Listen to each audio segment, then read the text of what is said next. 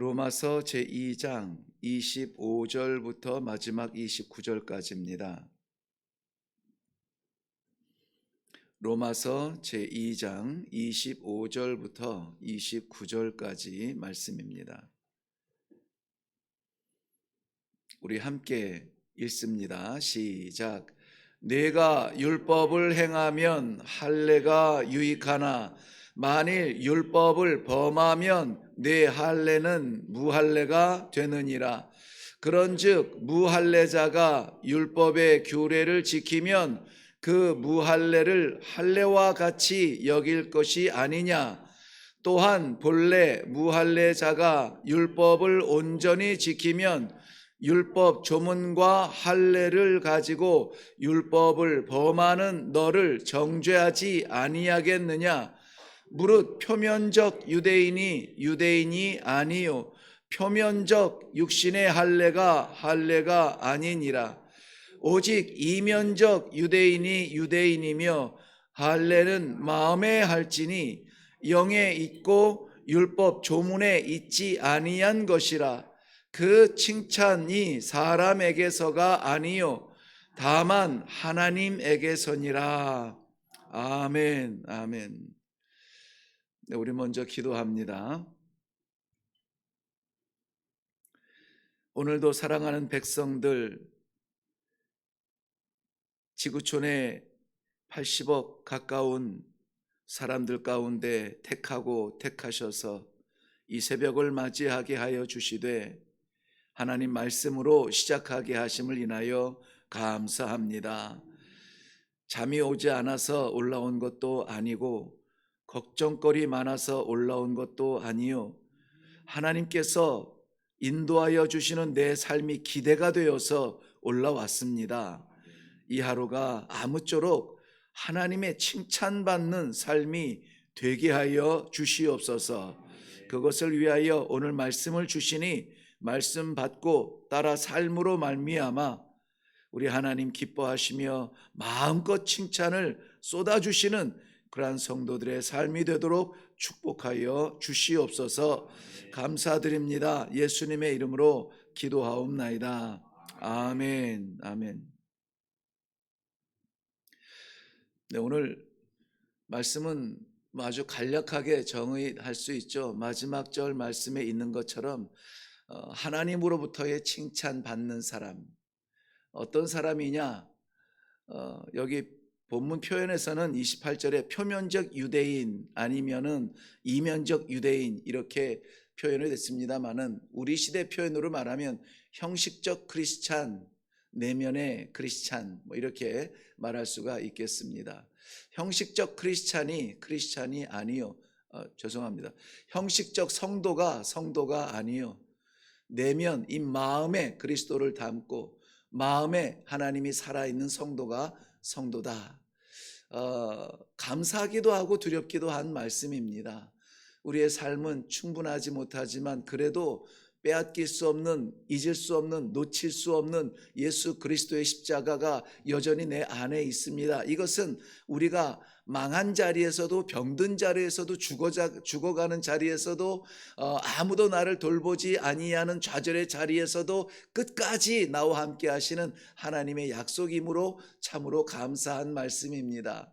그런데 정말 우리의 신앙생활, 성도의 삶이 하나님의 칭찬을 받을 만큼 겉으로가 아니라 나타내는 것이 아니라 겉으로야 억지로 할 수 있고 연극 배우도 할 수 있지만은 하나님께서는 우리의 내면을 보시기 때문에 내 마음이 주를 향하고 있는가? 내가 두렵고 어려울 때 생명의 위태를 느낄 때에 내가 재정적 압박을 받을 때에 내가 무언가 내 힘으로 감당할 수 없을 때에 정말 내 안에 있는 십자가를 바라보며 주님밖에 없습니다 라고 기도하는 성도들의 삶이 되는가? 이 말씀은 두려운 말씀입니다. 저 목사인 저에게도 마찬가지이죠. 뭔가 풀리지 아니하고 답답하고 이해가 되지 않을 때는 핑계를 찾고 원인을 찾으려고 하지 하나님 앞에 서지 못합니다. 혹여라도 그 원인이 내가 될까 봐. 어제 우리는 모독을 받는 하나님이라는 이해할 수 없는, 그러나 분명히 현장에서 일어났던 제목을 들고 이방인들 세계에서 모독받는 우리 하나님의 이름을 분명히 보았습니다. 율법을 자랑하던 유대인 때문이라니 더욱 놀랍습니다. 그래서 하나님의 말씀을, 생명을 받은 성도니까 우리 때문에 하나님이 욕먹지는 않아야지, 우리 때문에 교회가 욕먹지는 않아야지, 그러한 마음으로 우리 어제는 정말 열심히 뛰어가지 않았습니까? 최선을 다하여서 하나님의 기쁨 되도록 결단하고 나아가지 않았습니까? 오늘 하나님께서 다시 한번 율법과 더불어서 유대인의 또 하나 대표적인 특권이 되는 그 할례에 관하여서, 특별히 마음의 할례에 관해서 같이 묵상하고 또 기도하고 또 나아가려고 합니다. 할례는 이스라엘 사람들만 했던 독특한 하나님의 명령은 아니에요. 물론 하나님의 직접적인 명령에 의해서 할례를 행한 것은 기록된 바에 의하면 이스라엘 백성들 외에는 보이지 않습니다만은, 그럼에도 불구하고 당시에 많은 민족들이 문화적 전통에 따라서 할례라는 의식을 해왔었던 것입니다. 그런데 이 이스라엘 백성들은 창세기 17장 말씀에 하나님께서 아브라함에게 명령하여 주신 할례를 행함으로 말미암아 하나님과의 새로운 관계가 맺어지게 되는 것입니다. 율법이 하나님께로부터 주어진 선물 같은 생명의 약속이라면, 할례는 그 약속 따라 가겠습니다 라고 언약하는 우리 사람이 행할 수 있는 그러한 징표가 됩니다. 말씀드린 대로 창세기 17장 9절부터 14절 보면은 하나님께서 할례를 행하라 명령하셨을 때에는, 아브라함에게 명령하실 때에 이렇게 말씀하시는데요, 함께하는 이방인들도 그리고 돈으로 산 자들도 다 할례를 받으라, 다 할례를 받으라 그랬습니다. 제가 가끔 말씀드립니다마는 성경에서 은혜가 되는 독특한 말씀들 가운데 이 다라는 말이 얼마나 은혜가 되는지 몰라요. 다. 그렇게 지경을 넓혀주시고 복음과 생명의 영역을 넓혀주시어서 그 다 안에 나도 들어갈 것 같은 그러한 소망이 생김으로 말미암아 다시 이 말씀을 생각하게 되는데요. 보세요. 아브라함에게 명령하셨을 때에 아브라함의 자손들 이스라엘 히브리 민족뿐만이 아니라 그들과 함께하는 이방인이 있으면 이방인도 받게 하라. 그들이 너희가 돈 주고 산 노예들이 있으면은 노예들도 받게 하라. 이 할례가 뭐라고요? 하나님의 약속을 받은 사람에 대한 징표라 그랬습니다. 사인이에요. 어떤 사인이냐? 하나님의 언약의 사인이라 그랬습니다. 그 창세기 17장의 본문 내용을 NIV 성경으로 보면은 그 언약, 약속, 이것을 말씀해 주셨어요. covenant라고 하는 그 하나님께서만 그 이스라엘 백성에게 주실 수 있는 약속인데, 그 사인이 뭐냐? 할례라는 것입니다.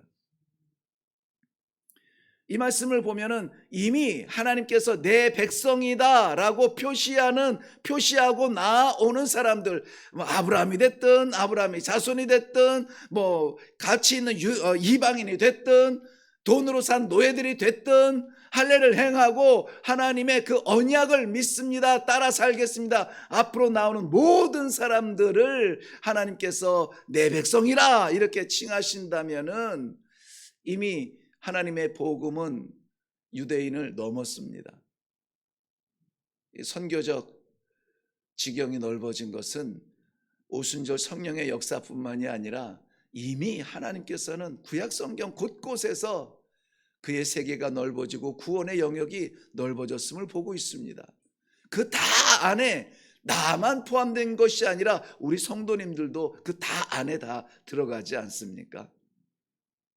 할례는 하나님께서 새롭게 주시는 하나님의 백성의 신분입니다. 그 신분을 받기에는 거저받는 것은 아니에요. 하나님께서 우리를 구원하시기 위하여서 독생하신 아들 예수 그리스도를 십자가에 올리셨던 그 고통, 그 심령의 고통을 우리는 상상할 수가 없습니다. 상상할 수가 없어요. 선교사님 이리안 자야인가요? 어디 그 태평양 군도에서 사역했던 죄송합니다. 지역이 잘 생각은 안 나는데 한 선교사님이 가서 복음을 전해야 되는데 도대체 이 말이 통하지 아니하고 문화가 다른 이들에게 어떻게 하나님의 아들 예수 그리스도가 우리를 위해서 십자가에 죽으시고 그 십자가를 통하여서 우리가 구원받을 수 있어 하나님을 아버지라고 부를 수 있는 이 복음의 완성을 알려드릴 수 있을까 하는 것을 고민하는데 그 종족들 속에서 아주 독특한 문화가 있는 것을 보았습니다. 무엇이냐면은 이 부족과 저 부족이 전쟁을 하게 될 때에 이제 피차 간에 화해하고 싶을 때에 이쪽 부족의 추장의 가장 귀한 아들을 저쪽 전쟁을 했던 부족의 사람들에게 보냅니다. 보내서 뭐 죽이든 살리든 마음대로 하겠지만은 이것은 내 생명을 드리듯 약속을 하는 나의 평화의 마음입니다. 그렇게 해서 그 아이를 주면은 저쪽 부족에서는 그 아이를 자기의 자식처럼 그렇게 키운다는 거예요. 그 아이가 자기가 어떻게 될 줄도 모르는 채 그렇게 상대 원수 같은 그 부족에게 넘어가는 그 아이를 부르는 독특한 이름이 있는데 그 이름이 평화의 아들이라는 것입니다. 평화의 아들. 의미도 모르지만은 그렇게 자신이 희생이 되어지고 두 부족 간의 전쟁이 종식이 되어지고 평화가 싹 트는 그러한 일에 던져지는 사람이 있어요. 할례는 분명히 육신의 고통이 따릅니다. 생식기에 표피를 잘라냄으로 말미암아 생명의 시작, 하나님의 창조 질서 가운데 생명의 시작이 되어지는 그 부분이 이제부터 내 생명은 하나님의 것입니다. 우리의 생명은 하나님의 것입니다. 라고 하는 생명에 대한 고백이기도 하지만은 그러나 그 고통은 육체적인 고통은 말로 다 할 수가 없습니다. 야곱의 아들들이 세겜성에 머물 때에 그 세겜성의 그 왕자들 그들이 왕자가 야곱의 딸을 강간하는 사건이 일어나는데 그 오빠들이 이것을 너무나 억울해서 견딜 수가 없는 거예요. 그래서 이것을 복수를 해야 될 텐데 상대가 안 되죠. 상대는 성에 가득 찬 그런 민족이고 자기네는 지나가는 나그네인데 상대가 안 돼요. 그때 그 오빠들이 생각해낸 것이 무엇이냐? 우리는 하나님의 약속을 받은 사람들로서 할례 받지 아니한 사람들과 혼인할 수 없다. 그러니 너희 남자들이 할례를 받고 우리를 인정하게 되면은 우리가 함께 혼례를 생각해 보겠다. 그래서 저들이 우리 할례를 받겠다. 그래서 할례를 받고 그 고통이 가시기 전에 그 형제들이 들어가서 그 성에 있는 모든 남자들을 다 쑥대밭을 만들고 피바다를 만들어요. 물론 하나님께서 저들을 막지 아니하셨으면은 그 주변의 형제 나라들을 막지 아니하셨으면은 야곱의 가족들은 몰살당할 수밖에 없는 것을 알고 이 야곱은 마음에 두려워서 너희가 어째서 그렇게 했느냐? 이제 우린 다 죽었다. 그렇지만 하나님께서 살 길을 열어주신 것이 베델이었습니다. 그처럼 이렇게 이 육신적 고통은 말로 다 할 수가 없습니다. 그럼에도 불구하고 하나님께서는 나이 99세 된 아브라함에게 할례를 행하라 라고 말하고 있습니다. 여러분, 우리 성도됨이 거저됨이 아닙니다.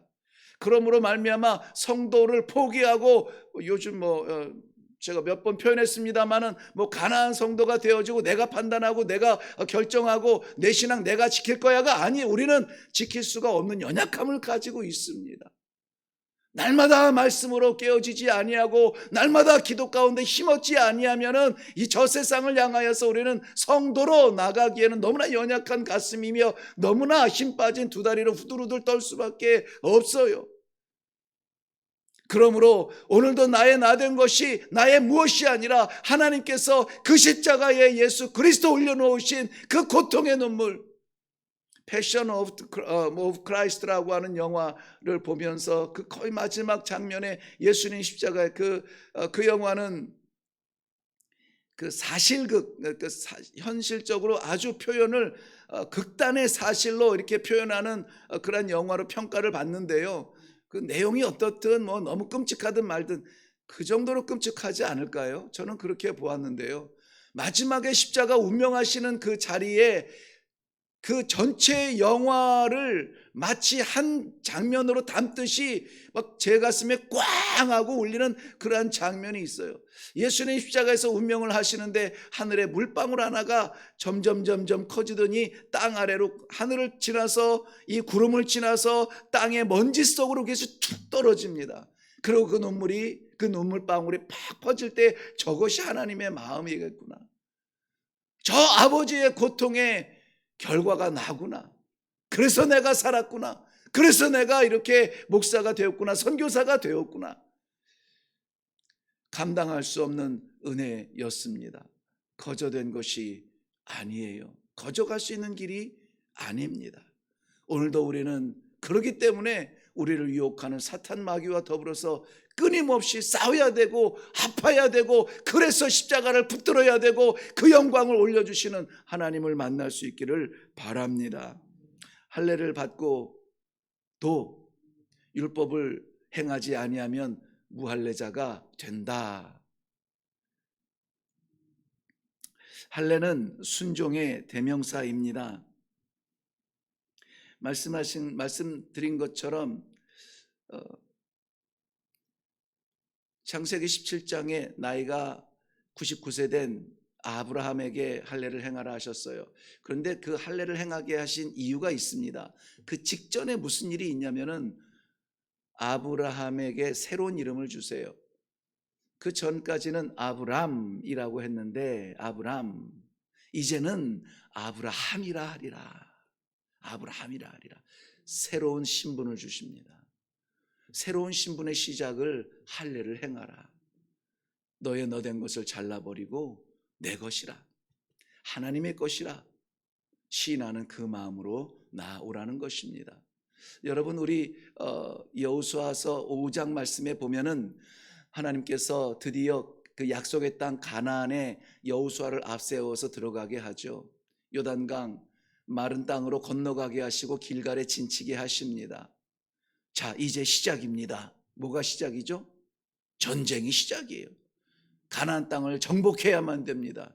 그냥 들어가 차지하는 것이 아니라 싸워 그 7족을 멸해서 그리고 차지해야 되는 전쟁이 시작이 되어져요. 그런데 길갈에서 이제 가나안 땅을 밟은 그들에게 하나님께서 하신 명령이 뭔 줄 아십니까? 할례를 받으라는 거예요. 할례를. 다시 할례를 받으라는 것입니다. 다시 할례를 받으라. 새로운 세계가 시작이 되었고 이전에 출애굽했던 그 너희 조상들은 다 할례를 받았으나 그들이 다 광야에서 죽었으므로 이제 새롭게 열리는 시대에 새로운 백성들은 새로운 할례를 다시 받으라라고 말씀하세요. 받아들이기가 쉽지는 않아요. 세겜의 반대 역할이 아니라 반대 상황이 일어날 수가 있어요. 이미 이스라엘 백성들이 요단강을 건넜다는 이야기가 여리고성 사람들에게 다 들렸고 주변의 사람들에게 알려진 바라 이들이 할례를 받았다는 이러한 소식만 들었으면 이들은 몰살당할 판입니다. 그런데 거기에서 할례를 받으래요. 어떻게 하겠습니까? 일단 치르고 나서요? 아니에요. 여호수아서를 보면은 5장 2절 말씀에 너희는 다시 할례를 받으라. 숨도 안 쉬고 여호수아가 3절에 응답해요. 저들이 그 조각돌을 깎아서 할례를 받으니라. 생각이 없는 것 같아요. 전쟁을 앞둔 군사들이 할례를 받습니다. 그런데요, 하나님께서는 우리가 감당할 수 없는 시험을 주지 아니하세요. 도대체 말도 안 되는 말씀을 하실 때에도 우리가 순종하고 나아가면 여리고성 어떻게 됐습니까? 무너졌잖아요. 가나안은 어떻게 됐습니까? 차지했잖아요. 5장 2절 시작하기 전에 1절 말씀에는요, 하나님의 대책이 있어요. 하나님 무지막지한 것이 아니라 이미 가나안 땅 그 광야 40년을 지나오면서 전쟁을 통하여서 마지막 그 요단강 직전까지 전쟁을 치르게 되는데요. 그것을 통하여서 주변에 있는 그러한 민족들이 간담이 서늘해졌어요. 마음이 다 녹았어요. 그래서 저들은 사람의 숫자가 아니라 저들의 여호와 하나님은 두려우신 분이다 라고 해서 긴장하고 두려워서 다 문 꽉꽉 닫고 숨어 있게 만들었어요. 그 사이에 할례를 행할 수 있도록 하는 것이죠. 이게 하나님의 은혜고 하나님의 사랑이에요. 하라 하시면 순종하면 됩니다. 이 할례는 마음에 할 것입니다. 겉으로 드러나는 모습이 아니라 오늘도 하나님께서 우리에게 기도 가운데에 형식적 유대인이 아니요, 내면에 하나님을 신뢰하는 믿음으로 살아가는 유대인이 유대인인 것처럼 형식적 성도가 아니라 우리 내면에 사라지지 아니하는, 빼앗기지 아니하는, 아니 끝까지 붙잡고 살아가야 되는 십자가가 살아있는, 하나님의 약속이 살아있는, 그래서 어떤 상황에서도 고통 중에서도 순종하며 나아가는 마음의 할례를 받은 우리 성도들이 되어서 오늘도 하나님의 칭찬을 마음껏 받으시는 복된 삶이 되시기를 주님의 이름으로 축원합니다. 기도하겠습니다. 너희는 옷을 찢지 말고 마음을 찢으라. 요엘 선지자의 입술을 통하여 우리에게 주시는 말씀을 받았습니다. 겉모습이 아니라 우리의 내면의 세계가 하나님으로 채워지게 하시고 하나님의 약속을 확실히 믿는 믿음을 갖게 하여 주시옵시고, 그러므로 말미암아 어떠한 고통 중에서도 어떠한 고통이 따른다 할지라도 순종의 할례를 받음으로 말미암아 우리 하나님 아버지를 기쁘시게 하고 하나님으로부터 칭찬받는 성도들의 삶이 되도록 축복하여 주시옵소서. 감사드립니다. 이루어 주실 줄로 믿사옵고 예수님 이름으로 기도하옵나이다. 아멘. 아멘. 네, 우리 이 시간에 함께 기도할 때에 오늘 하나님께서 말씀하여 주시는 대로 이 할례라고 하는, 내가 아니라 하나님입니다라고 하는 고백은 우리 입술로라도 고백해야 되고 심령에서 다짐해야 되고 기도 가운데 헌신하여서 오늘 우리가 분명하게 하나님의 주권을 인정해야만 되고 내가 하나님의 사람이라고 하는 것을 나타내야 되고 그러한 성도의 그 흔적이 남는 하루가 될 수 있도록 하나님 도와주시옵소서. 우리는 반드시 기도해야 될 것입니다. 문제 해결, 이 하나님 말씀에 이 순종하면 문제는 어떻게 한다고요? 하나님이 다 막으신다고요. 그 사람들이 전쟁할 줄 몰라서 뛰쳐나오지 않은 것이 아니라, 공격할 줄 몰라서 못하는 것이 아니라 하나님이 그들의 간담을 다 서늘하게 해서 감히 일어나지 못하게 막으셨다고요. 우리는 그저 하나님께서 새 백성, 새 나라, 새 소망으로 오늘 살아가기를 원한다면 고통이 따른다 할지라도 할례를 받으시고 마음에 주권 되신 하나님 아버지, 내 안에 나를 주장하여 주시옵소서. 내 가정을 주장하여 주시옵소서. 우리 교회와 나라를 주장하여 주시옵소서.